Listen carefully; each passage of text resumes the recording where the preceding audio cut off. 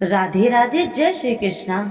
आप सभी को पता है कि जब देवर्षि नारद क्यों बने थे बंदर और किस पाप के कारण उनको बंदर बनना पड़ा। अगर आप सबको यह कथा अच्छी लगी है तो आप लोग कमेंट में ज़रूर बताइएगा। और कभी भी कथा को अधूरी नहीं सुननी चाहिए, क्योंकि कहा जाता है जो कथा हम अधूरी सुनते हैं उससे हमें कोई लाभ नहीं होता। जब हम कथा को पूरी सुनेंगे तभी हमें पता चलेगा कि कैसे क्या और क्या हुआ कथे में। तो इसलिए आप लोग कथा का पूरा श्रवण करिएगा, और कथा अच्छी लगेगा तो लाइक शेयर और चैनल को सब्सक्राइब करना मत भूलिएगा। जय श्री राम, राधे राधे। एक बार की बात है, माता पार्वती देवर्षि नारद के तपोबल और ज्ञान से अत्यंत प्रभावित थी। वे सदा उनकी प्रशंसा करती थी। एक बार बातों बातों में वे भगवान शिव के समक्ष नारद मुनि की प्रशंसा करने लगी। तब शिव जी ने उन्हें बताया कि नारद ज्ञान के अथाह सागर हैं, लेकिन एक बार उन्हें अपने ज्ञान और तपोबल का अहंकार हो गया और इस अहंकार के कारण उन्हें बंदर बनना पड़ा। देवर्षि नारद के बंदर बनने की बात से माता पार्वती अनभिज्ञ थी, क्योंकि उनको पता नहीं था कि नारद जी क्यों बंदर बने थे और कब बने थे। उनके मन में इस कथा को जानने की जिज्ञासा इतनी बढ़ गई।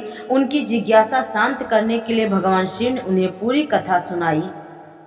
हिमालय पर्वत पर एक पवित्र गुफा था। उस गुफा के आसपास का वातावरण बड़ा ही मनमोहक था। समीप ही गंगा नदी प्रवाहित होती थी। ऊंचे पर्वत और हरे भरे वन से आच्छादित वह स्थान देवलोक जैसा रमणीय प्रतीत होता था। एक दिन नारद भ्रमण करते हुए उस स्थान पर पहुंच गए। वहां का मनोरथ दृश्य देख के वे मुग्ध हो गए। वहां उन्होंने अपनी तपोस्थली बनाई और भगवान विष्णु की तपस्या में लीन हो गए। जब नारद की तपस्या के बारे में देवराज इंद्र को पता चला तो वे चिंतित हो उठे। उन्हें अपना इंद्रलोक का सिंहासन डोलता दिखाई दिया। वे भयभीत हो गए कि कहीं अपने तपोबल से नारद उनका सिंहासन न छीन ले। देवराज इंद्र ने नारद की तपस्या भंग करने की ठान ली। उन्होंने कामदेव को उनके पास भेजा। जब कामदेव नारद के पास पहुंचे तब वे तपस्या में लीन थे। कामदेव ने अपनी माया से उनकी कामाग्नि भड़काने का प्रयास आरंभ कर दिया। सर्वप्रथम उन्होंने ऋतु परिवर्तन कर बसंत ऋतु उत्पन्न कर दी। बसंत ऋतु होते ही पेड़ पौधे रंग बिरंगे पुष्प से आच्छादित हो गए। कोयल कूकने लगी और भंवरे गुंजन करने लगे। शीतल और सुगंधित पवन बहने लगी। कामदेव ने नारद के पास अप्सराएं भेजी, जो नृत्य कर उन्हें अपनी ओर आकर्षित करने का प्रयास करने लगी। लेकिन कामदेव का संपूर्ण प्रयास विफल रहा। नारद की तपस्या भंग न हो सकी। यह देख कामदेव भयभीत हो उठे। उन्हें भय था कि कहीं इस कृत्य के लिए नारद उन्हें श्राप न दे दे।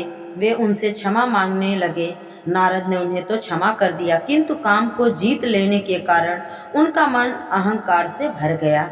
मन में अहंकार लिए हुए वे भगवान शिव के पास पहुँचे और उनको सामने स्वयं का बखान करने लगे। शिव जी समझ गए कि नारद अहंकार में चूर हो गए हैं। उन्होंने नारद को परामर्श दिया कि यह बात भगवान विष्णु को न बताए। शिव जी जानते थे कि भगवान विष्णु यदि नारद के अहंकार को समझ गए तो इसका परिणाम नारद को किसी न किसी रूप में अवश्य भुगतना पड़ेगा। किंतु अपने अहंकार में चूर नारद जी ने शिव जी की बात नहीं मानी और क्षीर सागर पहुंचकर भगवान विष्णु के समक्ष कामदेव की माया विफल करने का वृत्तांत भगवान विष्णु से सुना दिए। भगवान विष्णु को नारद का अहंकार समझने में देर नहीं लगा। नारद से वे कुछ न बोले, लेकिन उनका अहंकार तोड़ने के लिए अपनी लीला रच दी। कुछ देर बाद नारद भगवान विष्णु से आज्ञा लेकर प्रस्थान कर गए। वे जिस मार्ग से जाते रहे थे वहां भगवान विष्णु ने अपनी माया से एक सुंदर नगर का निर्माण कर दिया। उस नगर का राजा शीलनिधि था। उसकी पुत्री विश्व मोहिनी थी, जो सौंदर्य की प्रतिमूर्ति थी। उसके सौंदर्य पर रीझ कर कई राज्यों के राजकुमारों ने उससे विवाह करने का प्रस्ताव राजा के पास भिजवाया, लेकिन किसी राजकुमार का प्रस्ताव स्वीकार करने के स्थान पर राजा शीलनिधि ने राजकुमारी विश्व मोहिनी के स्वयंवर का आयोजन कर दिया। कई सुंदर, सुयोग्य और प्रतापी राजकुमार स्वयंवर के लिए नगर में उपस्थित हुए। नारद नगर में पहुंच राजा शीलनिधि से पूछने लगे और उनसे मिले। राजा शीलनिधि ने उन्हें राजकुमारी विश्वमोहिनी के स्वयंवर के बारे में बताया। उसकी हस्तरेखा देख उसके भविष्य के बारे में जानकारी देने का निवेदन किया। राजकुमारी विश्वमोहिनी जब नारद के समक्ष उपस्थित हुई तो वे उनका रूप देख मोहित हो गए। उनकी हस्तरेखा में लिखा था कि जो व्यक्ति उनसे विवाह करेगा वह अजय और अमर हो जाएगा। नारद ने हस्त रेखा में लिखी यह बात पढ़ तो ली, किंतु राजा और राजकुमारी को नहीं बताई। वे उन्हें कुछ और ही बताकर वहां से चले गए। नारद मुनि अपना वैराग्य भूल चुके थे। वे राजकुमारी से विवाह करना चाहते थे। उन्होंने भगवान विष्णु का ध्यान किया।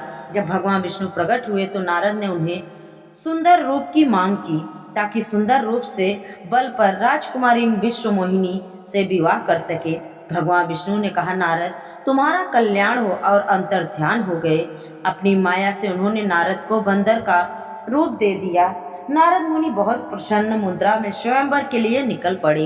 वे इस बात से अज्ञान थे कि उनका मुख बंदर के समान हो गया है।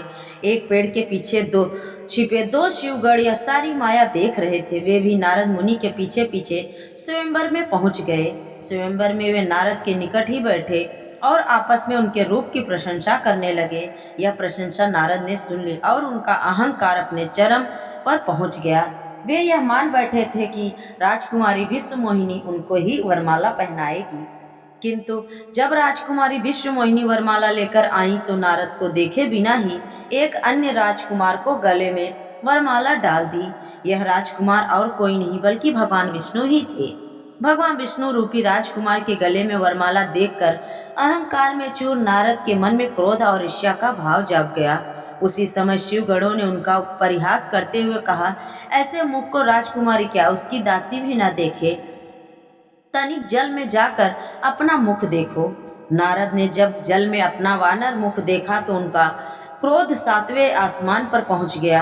क्रोध के आवेश में उन्होंने दोनों शिवगणों को राक्षस बन जाने का श्राप दिया और वहां से भगवान विष्णु से मिलने निकल गए। तब तक उनका मुख सामान्य हो चुका था।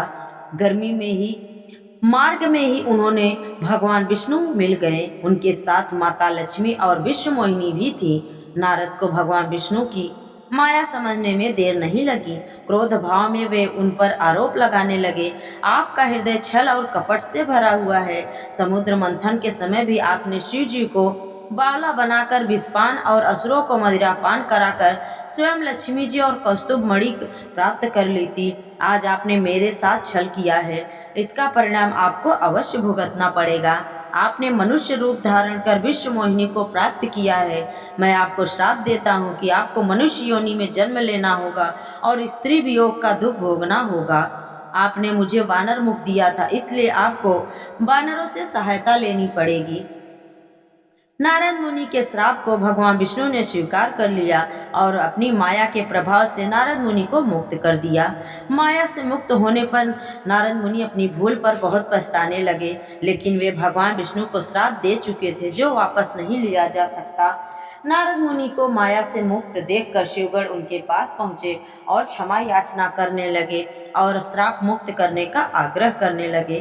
तब नारद मुनि ने कहा, मेरा श्राप वापस तो नहीं हो सकता। तुम दोनों रावण और कुंभकर्ण के रूप में बलवान और तेजवान राक्षस के रूप में जन्म लोगे और अपने बल के पूरे विश्व पर विजय प्राप्त करोगे। भगवान श्री राम के हाथों मृत्यु प्राप्त कर तुम्हें मोक्ष की प्राप्ति होगी। इस तरह नारद मुनि के अहंकार ने उन्हें वानर मुख बनाकर परिहास का पात्र बना दिया और उनके क्रोध में वशीभूत दिए। श्राप के कारण भगवान विष्णु को श्री राम के रूप में जन्म लेकर सीता का वियोग सहना पड़ा। आपको नारद मुनि कथा कैसी लगी? आप अपने कमेंट के द्वारा हमें अवश्य बताएं। ये नारद मुनि कथा अगर आपको पसंद आए तो लाइक, शेयर और चैनल को सब्सक्राइब जरूर करें। प्रेम से बोलिए शिव पार्वती की जय, लक्ष्मी नारायण की जय, सीताराम की जय, नारद भगवान की जय। जय श्री हरि। राधे राधे।